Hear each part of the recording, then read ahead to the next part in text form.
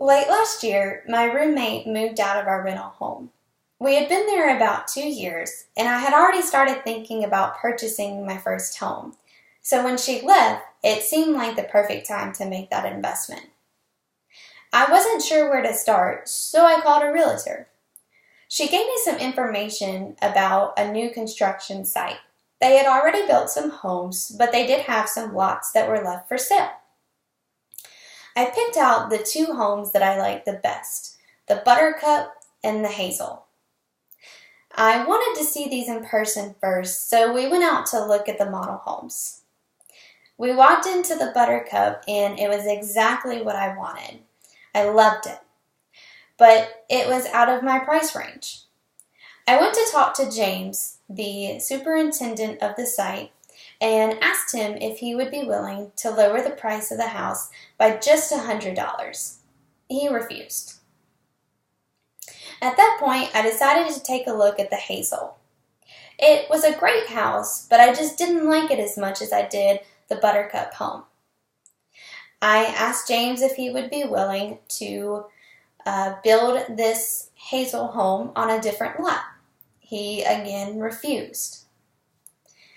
At that point, I didn't feel like I had any options left. Both of my offers had been turned down, and the house that I really liked the most just didn't seem like it was meant to be mine. I went back to James a third time and told him that I was going to go ahead and look at some other options in the area. At that point, he was willing to drop the price of the home of the Buttercup by $100 like I had originally asked. I wasn't ready to just give in, so I went ahead and looked at some other homes in town.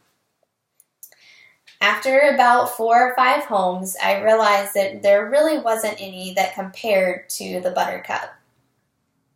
I went back to James again and told him that I would accept his offer of lowering the Buttercup by $100. He drew up the contract, we signed the papers, and about a month later, I moved in to my first home. It's exciting to be a new homeowner, but I learned that with such a large purchase, it's important to be patient, to take your time, to make sure that you are making the right and best decision for yourself.